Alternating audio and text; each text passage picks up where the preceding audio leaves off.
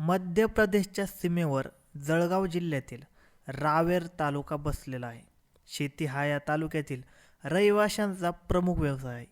या तालुक्यातील कुसुंबा या गावी रवींद्र भगवान पाटील हा शेतकरी राहतो. रवींद्र पाटील याची पहिली पत्नी मरण पावली असून तिच्यापासून त्याला सचिन नावाचा मुलगा आणि पूजा नावाची मुलगी आहे. पूजाचे लग्न झाले असून ती तिच्या सासरी राहते. पहिल्या पत्नीच्या निधनानंतर रवींद्र पाटील याने दुसरे लग्न केले. दुसऱ्या पत्नीपासून रवींद्र यास अभिषेक नावाचा मुलगा आहे. अशा प्रकारे रवींद्र यास 2 पत्नीपासून एकूण 3 अपत्ये झाली. पहिल्या पत्नीचा मुलगा सचिन हा बालपणापासूनच सुरत येथे त्याच्या मामाच्या गावी राहतो. अविवाहित सचिन हा अधूनमधून गावी कुसुंबा येथे रवींद्रला भेटण्यासाठी येत होता. गावी आला म्हणजे सचिन हा बाप रवींद्रकडे शेत आणि मालमत्तेत हिस्सा मागत असे. त्याच्या नेहमीच्या मागणीला वैतागून रवींद्रने सचिनला मालमत्ता न देता रिक्षा विकत घेऊन देत रोजगार मिळवून दिला.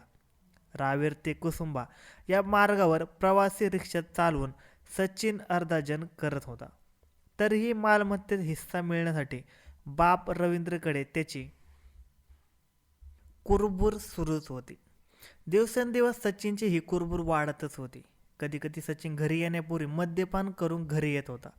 मद्याच्या नशेतच तो बापाकडे शेतासह मालमत्तेत हिस्सा मिळवण्यासाठी वाद घालत असे.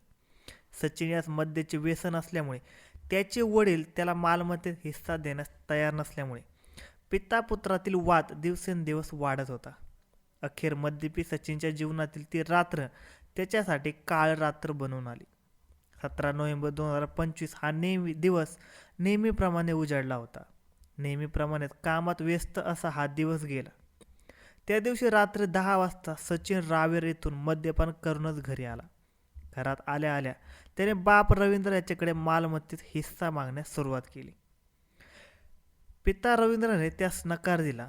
त्यातून वाद पेटला आणि पिता पुत्रातील हा वाद एवढा विकोपाला गेला की रवींद्र पार वैतागला.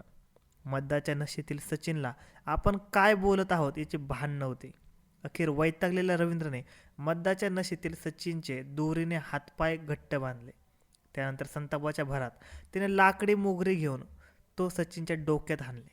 या जीवघेण्या हल्ल्यात सचिनच्या डोक्यातून रक्तस्राव सुरू झाला आणि काही वेळातच त्याची हालचाल बंद झाली. अशा प्रकारे सचिनच्या रोजच्या त्रासातून बाप रवींद्रने सुटका करून घेतली.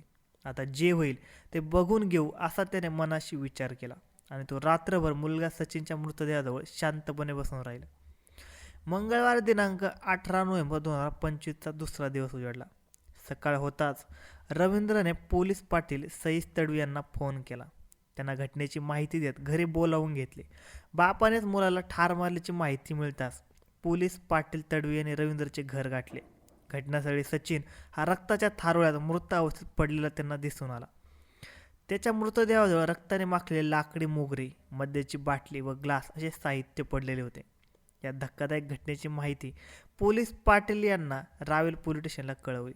माहिती मिळताच रावेर पोलीस स्टेशनचे पोलीस निरीक्षक यांनी घटनास्थळी आपल्या सहकार्यासह धाव घेतली. पोलीस पथकाने लगेच संशयित आरोपी रवींद्र पाटील यास ताब्यात घेत पुढील कायदेशीर कारवाईला सुरुवात केली. पोलीस पाटील यांनी दिलेल्या फिर्यादीनुसार रावेर पोलीस स्टेशनला या घटनेप्रकरणी संशयित आरोपी रवींद्र पाटील याच्या विरुद्ध खुनाचा गुन्हा दाखल करण्यात आला. रवींद्र पाटील यास अटक करण्यात आली असून पुढील तपास सुरू आहे. धन्यवाद मित्रांनो. अशाच नवनवीन मराठी क्राईम स्टोरीजसाठी आजच आपलं यूट्यूब चॅनल क्राईम कट्टाला सबस्क्राईब करा आणि या घटनेबद्दल तुमचे काय मत आहे हे आम्हाला कमेंट सेक्शनमध्ये नक्की कळवा.